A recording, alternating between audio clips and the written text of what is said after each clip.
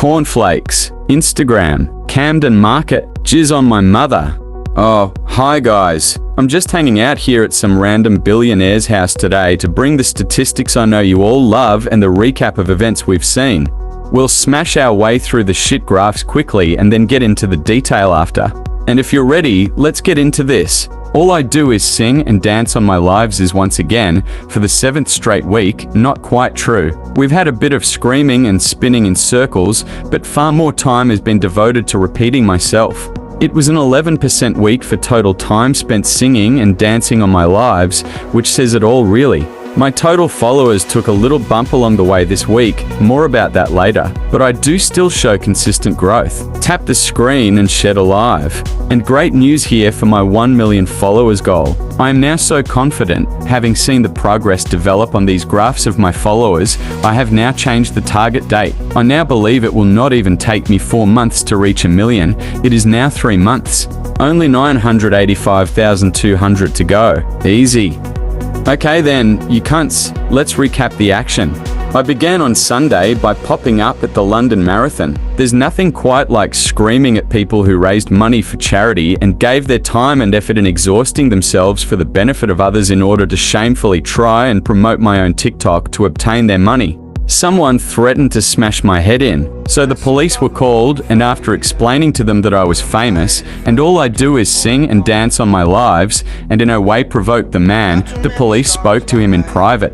From a distance I could see the policeman was smiling and enraged by seeing an expression I didn't approve of. I made sure to inform the officers that they had no talent and that I would be making a massive complaint. Monday saw the beginning of the 3rd straight week of repeating the same few phrases. G-Crew, who is negative, got number 1 in the rankings last week, and I stated my claim here that this week I will get to number 1, and I made some shit TikToks about it to drum up support. I broke up the monotonous, senseless repeating to scribble some names on my bedroom wall. Daddy said I was allowed out of my bedroom, so I went to the front room, where we caught a glimpse of the much preferred red sofa, while I span in circles on the carpets. From here, I reminded everyone that my deal for signed photographs of myself along with bottles of Prime priced at £20 was still 100% going ahead, but this is the last it was ever heard of. I later decided I wanted to bake a cake, so we hopped in an Uber to Tesco, where I decided the entrance was a perfect spot to scream and spin in circles, so I performed for 15 minutes before being asked to stop.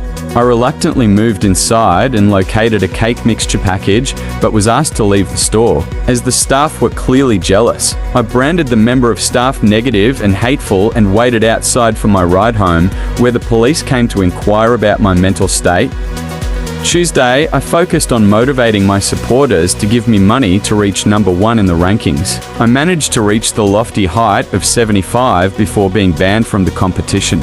I said I was completely unfazed, as I never wanted to get number 1 anyway, and that I would message the thousands of WhatsApp contacts I have to ask them all to email TikTok for me to get me back on the board. But this didn't happen, just like everything else doesn't happen. I finished off the day by screaming on a box in Camden, where I called a child a nobody and then declared everyone watching was pathetic because they were using tomato emojis in the chat. Wednesday was very brief. I managed to stop repeating myself for long enough to tell I am terrible that I had made my own weekly ranking and I was the only person eligible to compete for the number 1 spot, and then went and had my account banned for the 65th time, thus making me now ineligible to win my own weekly rankings. Thursday, I smugly appeared on screen. Happy to have had my banned account reinstated and confidence now high, I declared it will only be a matter of time until I get my blue tick and 1 million followers. The whole day was dedicated to repeating myself. Even though it was my 1-year anniversary with Tuna, and despite her numerous posts indicating she was unhappy being alone on the important day, I chose to spend my time with a raccoon filter on talking to a Scottish man with blue hair. I don't know if Tuna has really thrown her toys out of the pram, but Friday, as of the time I am making this, I have not been on all day. So that's the rundown for another week, you massive cunts. Enjoy your weekend, my toasters, and I'll see you soon.